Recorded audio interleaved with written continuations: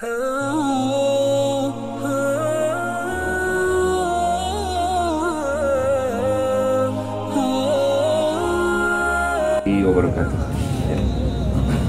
Saya Wali, bismillahirrahmanirrahim. Assalamualaikum warahmatullahi wabarakatuh. Waalaikumsalam. Alhamdulillah. Alhamdulillahilladzi hadana li hadza wa ma kunna linahtadiya laula an hadana Allah. Asyhadu an la ilaha illallah wa asyhadu anna Muhammadan abduhu wa rasuluh. Allah Ta'ala bil Qur'anil Karim, la in syakartum la azidannakum wa la in kafartum inna adzabi lasyadid. Wa Rasulullah khairun nas anfa'uhum linnas. Amin ya rabbal alamin. Seluruh keluarga besar daripada Jamin Semesta ya.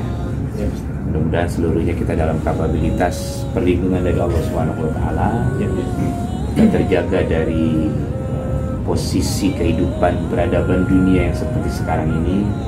Itu semuanya adalah hak dan ketentuan dari Allah Subhanahu wa taala.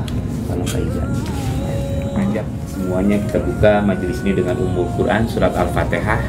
Mudah-mudahan Jamin Semesta selalu diberikan keberkahan oleh Allah Subhanahu wa taala. Selamat wal afiyah wa syihah. Jama'atina fi qawarat Jamin Semesta in khairu kulli ajili wa ajilihi ma'alimna minhu wa ma lam na'lam. Al-Fatihah.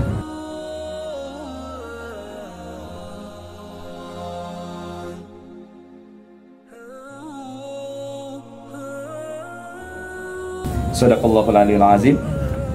Saya bersyukur ya, di awal-awal daripada Juli ini bersilaturahim di tempat ini.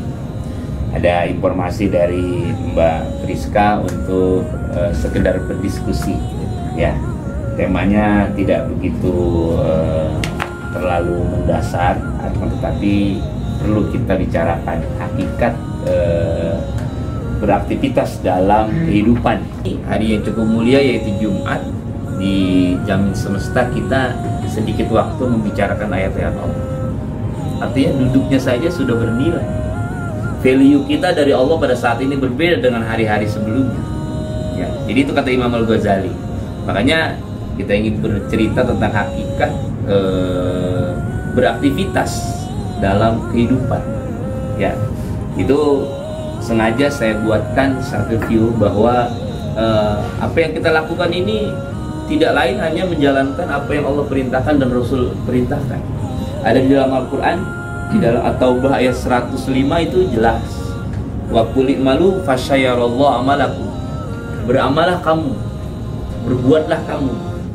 Kenapa? Karena amal kita itu senantiasa terdeteksi. Ya kalau tadi ada teman kita yang tidak puasa, itu terdeteksi itu Pak.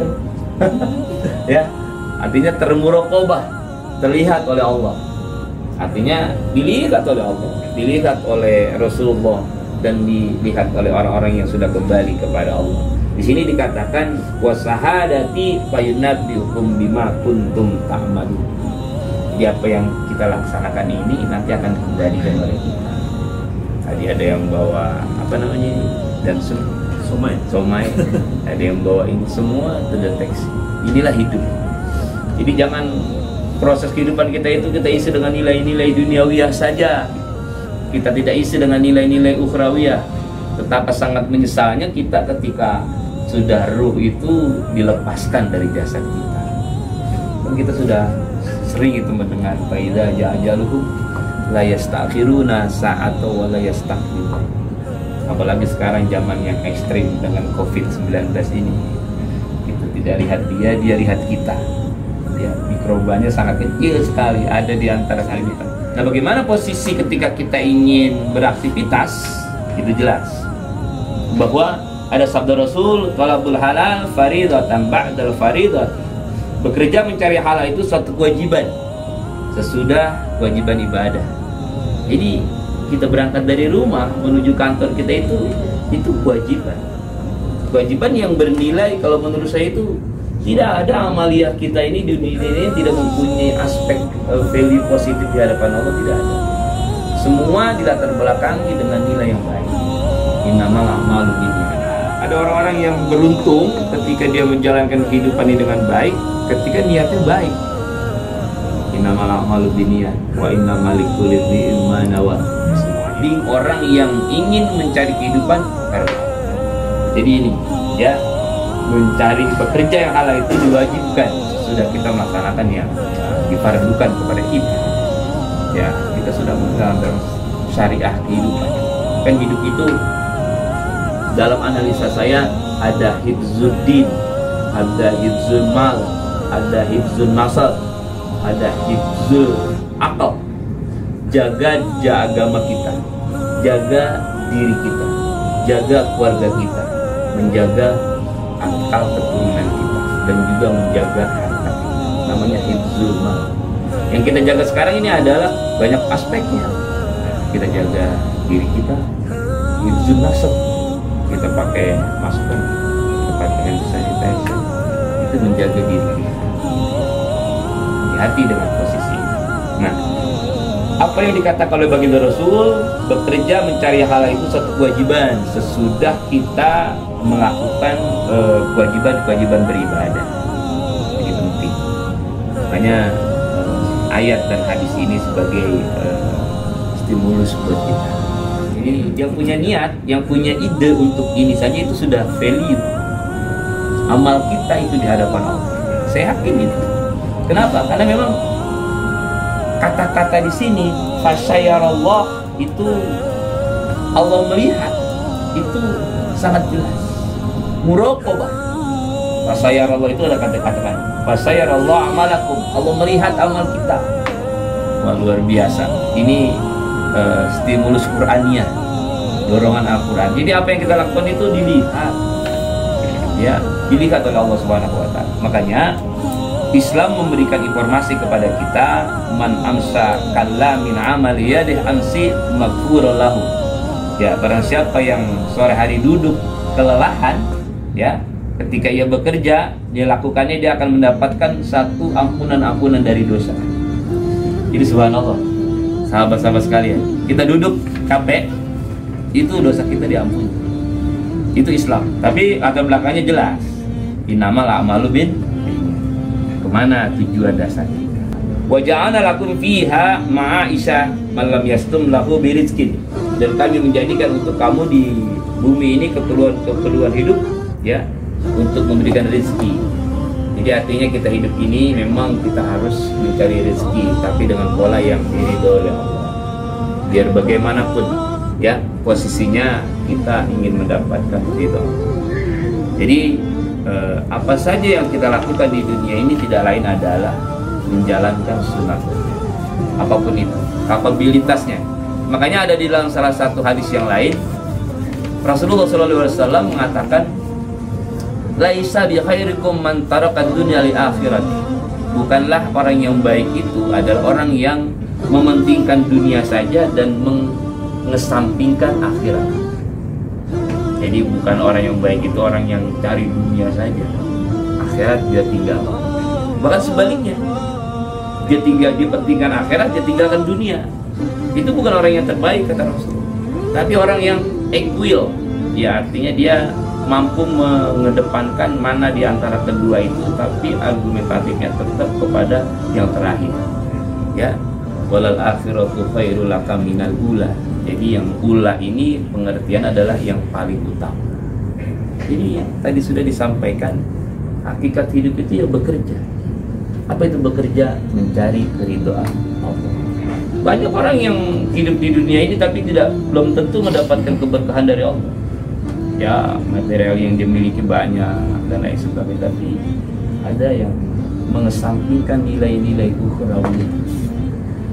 Interestingnya di dalam hidupnya itu kecil terhadap tujuan hidup yang ada di. Kata Rasulullah SAW, sahabat-sahabat sekalian, ad-dunya darul amal, wal akhiratu darul jasa. Dunia itu tempat produksi, akhirat itu tempat menuai daripada produktivitas. Ya. Kalau kita sering membicarakan masalah produktivitas, ada barang, ada jasa. Jasa kan tidak kelihatan, tapi ada. Sama pahala tidak kelihatan, tapi ada. Lihat pahala itu ketika ruh baru saja dikeluarkan dari jasad kita, baru saja dilepas oleh malaikat Israel, itu itu langsung kelihatan itu tergambar. Jadi ada orang yang diambil oleh Allah tersenyum, senyumnya manis.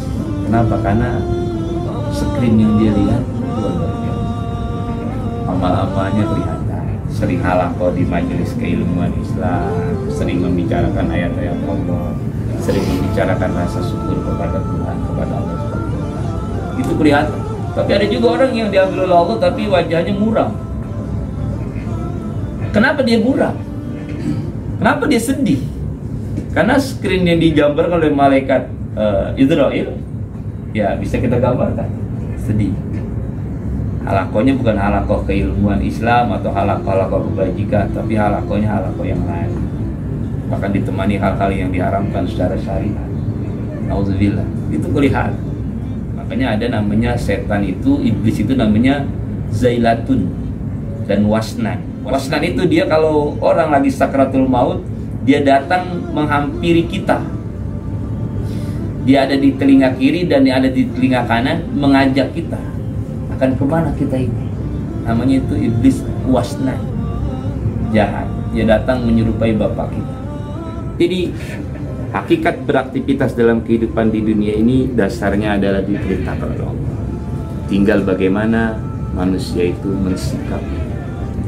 Kita ingin kita itu melaksanakan kehidupan ini dengan baik, dan nanti kita termasuk orang-orang yang mendapatkan ganjaran yang baik di hadapan Allah. Makanya dalam kesempatan ini laksanakan kehidupan itu dengan sebaik-baiknya, bekerja dengan sebaik-baiknya, yang intinya adalah ingin mencari keberkahan dan ridho Allah Subhanahu wa Ta'ala. Kalau ini kita lakukan, insya Allah kita termasuk orang-orang yang mendapatkan ganjaran yang sempurna nanti. Wa may ya'mal mithqala dzarratin khairan yarah, wa may ya'mal mithqala dzarratin syarran yarah. Siapa yang datang kepadaku dengan kebaikan, ya nanti value-nya aku kasih. Siapa yang datang dengan satu kemudaratan, ya aku kasih dengan kemudaratan. Tinggal bagaimana kita. Kita dikasih akal, kita dikasih pendengaran, kita dikasih penglihatan, kita dikasih qalbu untuk menganalisa hakikat hidup ini. Jadi pada kesempatan yang mulia ini saya bersyukur bisa berbagi dalam proses halaqah seperti ini. Terutama halaqah ini akan membawa satu pengembangan pemikiran beragama. Itu kesimpulannya bahwa aktivitas yang diberkahi oleh Allah, aktivitas yang penuh dilaksanakan dengan niat karena Allah Subhanahu wa Ta'ala. Tidak ada aktivitas yang mendapatkan keridhaan Allah tanpa dilatar belakangi aktivitas dengan keikhlasan. Karena ikhlas adalah modal berbuat perintah agama, dan Rasulullah memerintahkan untuk itu. Nah, jadi dengan seperti ini jamin semesta sudah memancing keberkahan. Saya rasa itu. Mungkin nanti ada yang ingin bertanya dengan rasa sangat ridho dan sangat ikhlas. Saya mengucapkan terima kasih sebagai pengantar awal saja. Assalamualaikum warahmatullahi wabarakatuh.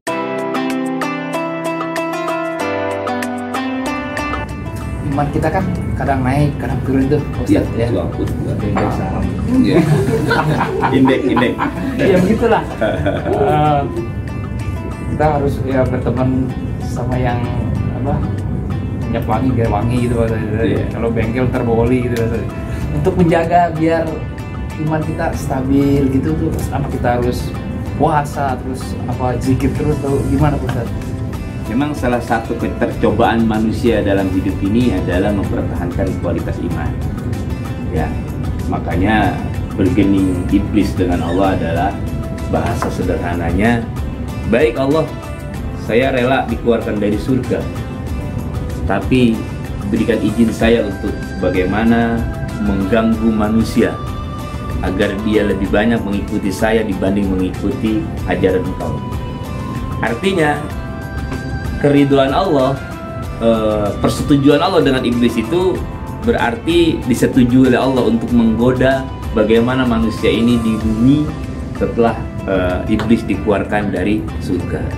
Berarti dia punya proyek yang luar biasa, yaitu menjatuhkan integritas manusia dari keimanan. Makanya cobaan besar manusia adalah bagaimana dia memperjuangkan diri dari godaan iblis itu.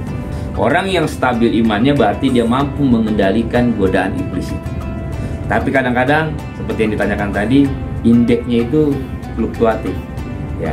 Kadang ia tinggi terus, kadang dia ya rendah serendah-rendahnya. Bahkan kita berharap jangan sampai kita mengalami itu. Tapi yang minimal kita selalu pada posisi menjaga keimanan. Garis besar dari posisi ini memang Rasulullah SAW sudah mengatakan di dalam salah satu sabdanya, Rasulullah SAW, ittaqillaha haitsuma kunta wattaqi syai'ata hasanata tampuha. Ini salah satu rondon dari Rasulullah, ajaran dari Rasulullah. Ittaqillah, bertakwalah kamu, kata Rasulullah, di mana saja kamu berada, ya. Wattaqi syai'ata hasanata tampuha. Ikutilah perbuatan buruk itu dengan perbuatan baik. Ya, jangan sampai kita melaksanakan perbuatan buruk, kita hilap, lantas kita tidak melakukan introspeksi. Ya, artinya ketika kita hilap, maka cepat kita kembali kepada Allah. Itu untuk mempertahankan nilai-nilai keimanan. Wattaqi sayyi'ata hasanata tamuha wa khaliqin nas bi khuluqin hasan. Dan kita disuruh bergaul dengan orang-orang yang baik-baik. Seandainya kita melakukan kehidupan ini, itu salah satu pintu pembuka untuk menjaga bagaimana iblis itu tidak mampu mengendalikan jasadiah kita. Jadi memang benar, iman itu akan mengalami ketercobaan. Ya. Ada kadang-kadang dia berada di atas, ada kadang-kadang dia berada di medium, kadang berada dia di bawah. Tapi kita berharap kita tidak mengalami keterbawahan sama sekali. Tapi saya yakin kalau kita ini masih orang yang menggunakan analisa rasio sehat, kita tidak akan mungkin masuk ke dalam iman yang paling bawah. Karena kata iman yang paling bawah itu adalah terjadinya pelepasan keimanan. Apa itu pelepasan keimanan? Musyrik, bahkan bisa kafir. Jadi cara menjaganya bagaimana? Yang paling pertama, ulama mengemukakan berdasarkan hadis Rasul. Rasulullah mengajarkan tadi, bertakwalah kamu di mana saja kamu berada, iringi perbuatan kekhilapan kita dengan perbuatan yang baik, dan lakukan halaqah dengan orang-orang yang mempunyai nuansa kesolehan yang baik. Yang kedua, pandanglah ayat-ayat Allah, karena dia akan memancarkan nilai keimanan kembali. Integritas iman kita naik lagi. Banyak lagi sebenarnya kunci-kunci. Sebetulnya ada nggak sih Pak arti dari mimpi? Misalkan kayak mimpi orang yang sudah meninggal. Jadi mimpi itu ada yang mengatakan itu wahyu Allah yang dihadirkan kepada manusia. Bukan wahyu yang bersifat Qur'aniyah, akan tetapi perintah Allah kepada malaikat untuk dihadirkan kepada manusia ini. Bisa juga mimpi itu orang lain yang melakukan tapi dihadirkan kepada kita. Jadi patokannya adalah di dalam surat Yasin. Inna nahnu nuhyil mauta wa naktubu ma qaddamu wa athar. Jadi yang bikin film itu malaikat Allah. Seketika dia bisa dihadirkan di dalam diri kita lagi. Siapa yang menghadirkan Allah? Melalui apa? Melalui wahyu. Wa naktubu ma qaddamu wa athar. Dituliskan oleh Allah, difilmkan oleh Allah dengan malaikat Allah, dan dihadirkan kepada kita. Kita ada yang menganalisa seperti itu karena mimpi itu adalah bagian rekam jejak manusia yang terdahulu yang bisa dihadirkan lagi di dalam dirinya. Contoh kecil, pasti di antara bapak sekalian pernah bermimpi pada saat masih SMP atau SD, ya kan? Mimpi main bola, mimpi main layang-layang pada masa SD. Ada mimpi posisi.